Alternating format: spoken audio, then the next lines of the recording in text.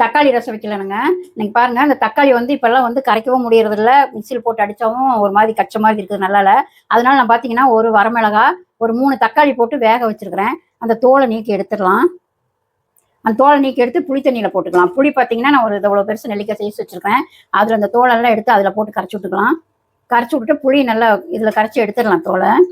பாருங்க, புளியை நல்லா கரைச்சிட்டு ஒரு பாத்திரத்தில் எடுத்துக்கலாம். இந்த பாத்திரத்தில் எடுத்துக்கலாம்.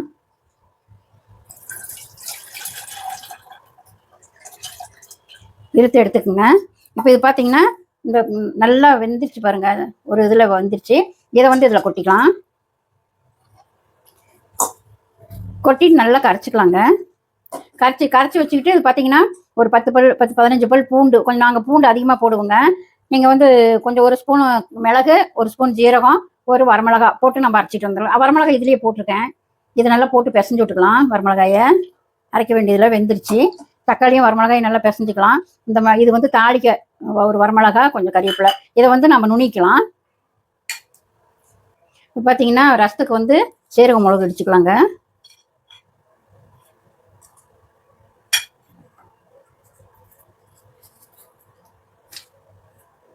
சீரக மிளகு நுணிக்கலாம். இது வந்து பாருங்க, நல்லா நுணிக்காச்சு. பூண்டு போட்டுக்கலாம். போட்டு 2 தட்டி தட்டிக்கலாம். பூண்டு வந்து தோல் உரிக்க வேண்டாங்க. தோல் உரிக்காமல் நம்ம தட்டிக்கணும். 1 2 தாங்க தட்டணும். பாருங்கள், நல்லா இடிச்சாச்சு. போதுங்க. இந்த ஸ்டேஜில் இடித்து போட்டால் போதும். தான் வாசமாக இருக்கும். புனிச்சாச்சு ரசம் தாளிக்க. இப்போ வந்து ஒரு ஸ்பூன் எண்ணெய் ஊற்றிக்கலாம்.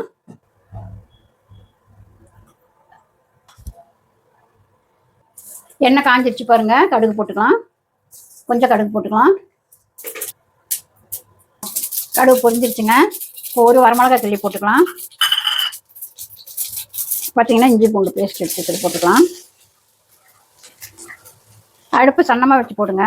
கறிவேப்பிலை போட்டுக்கலாம். கொஞ்சம் மஞ்சத்தூள் போட்டுக்கலாம். கொஞ்சம் பெருங்காயம் போட்டுக்கலாம்.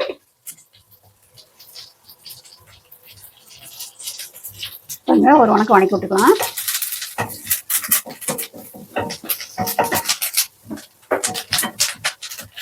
மணம் வந்துருச்சுங்க. இப்போ நம்ம கரைச்சி வச்சதை ஊற்றிக்கலாம்.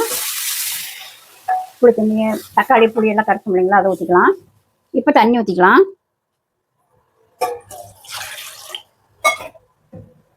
தண்ணி வந்து புளிப்பு பார்த்துக்கிட்டு தண்ணி ஊற்றிக்கங்க. உப்பு போட்டுக்கலாம். தேவையான அளவு உப்பு போட்டுக்குங்க. உப்பு போட்டுச்சு. இப்போ டேஸ்ட் பார்த்துக்குங்க. உப்பு புளிப்பெல்லாம் கணக்காக இருக்குதான்னு பார்த்துக்குங்க. நாங்கள் இதுக்கு ரசப்பொடி இது எதுவுமே போடுறது இல்லைங்க. இந்த மாதிரி வைப்போம்.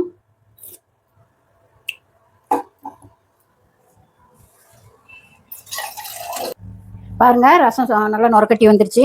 இப்போ வந்து நம்ம கொத்தமல்லி தழை போட்டுக்கலாம். கொத்தமல்லி தூவி போட்டுக்கலாம்.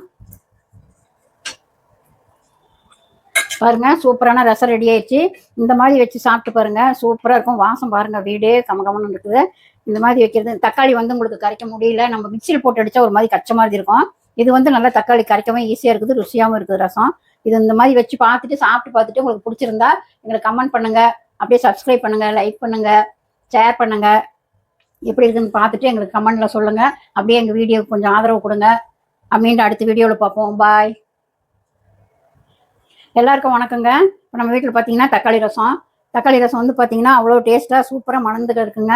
இது வந்து தக்காளி வந்து நம்மளால் கரைக்க முடியல அப்படின்னா நீங்கள் தக்காளி புளியெல்லாம் சுடுதண்ணியில் போட்டு கொஞ்சம் ஒரு கொதி விட்டிங்கன்னா தக்காளி தோலெல்லாம் கலந்து வந்துடும்.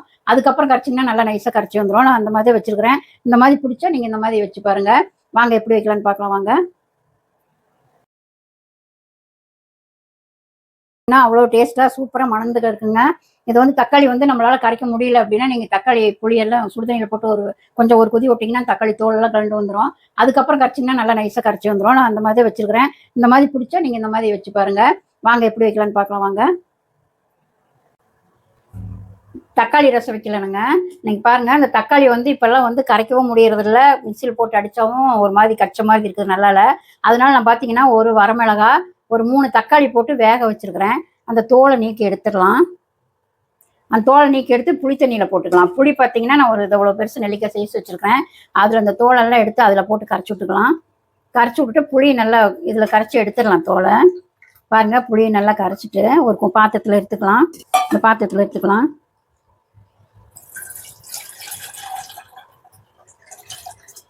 இருத்து எடுத்துக்கோங்க.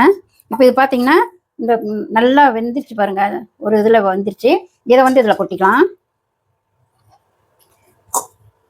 கொட்டிட்டு நல்லா கரைச்சிக்கலாங்க. கரைச்சி வச்சுக்கிட்டு இது பார்த்தீங்கன்னா ஒரு 10 15 பல் பூண்டு, கொஞ்சம் நாங்கள் பூண்டு அதிகமாக போடுவோங்க. நீங்கள் வந்து கொஞ்சம் ஒரு ஸ்பூன் மிளகு, ஒரு ஸ்பூன் ஜீரகம், ஒரு வரமிளகா போட்டு நம்ம அரைச்சிட்டு வந்துடலாம். வரமிளகா இதுலேயே போட்டிருக்கேன். இது நல்லா போட்டு பிசைஞ்சு விட்டுக்கலாம். வரமிளகாயை அரைக்க வேண்டியதில் வெந்துருச்சு. தக்காளியும் வரமிளகாயும் நல்லா பிசைஞ்சுக்கலாம். இது வந்து தாளிக்க ஒரு வரமிளகா, கொஞ்சம் கறிவேப்பிலை, இதை வந்து நம்ம நுணிக்கலாம். இப்போ பார்த்தீங்கன்னா ரசத்துக்கு வந்து சீரக மிளகு அடிச்சுக்கலாங்க.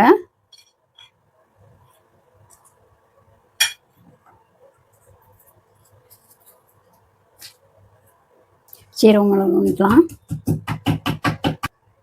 இது வந்து பாருங்க நல்லா நுணிக்காச்சு. பூண்டு போட்டுக்கலாம். போட்டு 2 தட்டி தட்டிக்கலாம். பூண்டு வந்து தோல் உரிக்க வேண்டாங்க. தோல் உரிக்காமல் நம்ம தட்டிக்கணும். 1 2 தாங்க தட்டணும். பாருங்க நல்லா இடிச்சாச்சு. போதுங்க. இந்த ஸ்டேஜில் இடிச்சு போட்டால் போதும். இதுதான் வாசமாக இருக்கும். புண்ணாச்சாச்சு ரசம் தாளிக்க. இப்போ வந்து ஒரு ஸ்பூன் எண்ணெய் ஊற்றிக்கலாம்.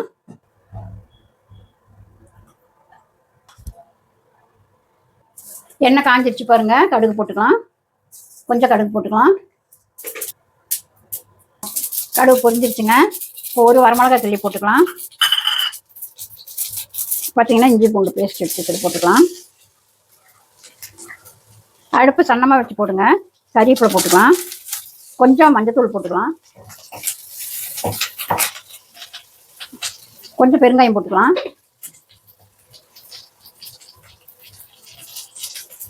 கொஞ்சம் ஒரு வணக்கி விட்டுக்கலாம்.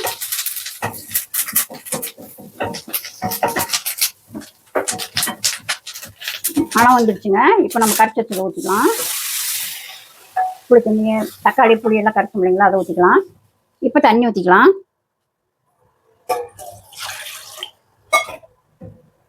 தண்ணி வந்து புளிப்பு பார்த்துக்கிட்டு தண்ணி ஊற்றிக்கோங்க. உப்பு போட்டுக்கலாம்.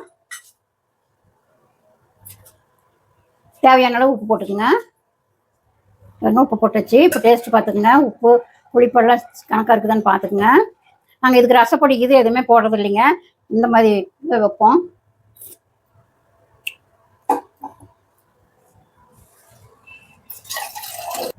பாருங்க ரசம் நல்லா நுரக்கட்டி வந்துருச்சு.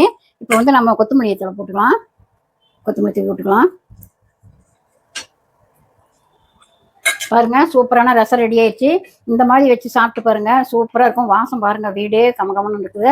இந்த மாதிரி வைக்கிறது. தக்காளி வந்து உங்களுக்கு கரைக்க முடியல, நம்ம மிக்சியில் போட்டு அடிச்சா ஒரு மாதிரி கச்ச மாதிரி இருக்கும். இது வந்து நல்லா தக்காளி கரைக்கவும் ஈஸியாக இருக்குது, ருசியாகவும் இருக்குது ரசம். இது இந்த மாதிரி வச்சு பார்த்துட்டு சாப்பிட்டு பார்த்துட்டு உங்களுக்கு பிடிச்சிருந்தா எங்களுக்கு கமெண்ட் பண்ணுங்க. அப்படியே சப்ஸ்கிரைப் பண்ணுங்க, லைக் பண்ணுங்க, ஷேர் பண்ணுங்க. எப்படி இருக்குன்னு பார்த்துட்டு எங்களுக்கு கமெண்ட்ல சொல்லுங்க. அப்படியே எங்கள் வீடியோக்கு கொஞ்சம் ஆதரவு கொடுங்க. மீண்டும் அடுத்த வீடியோவில் பார்ப்போம். பாய். எல்லாருக்கும் வணக்கங்க.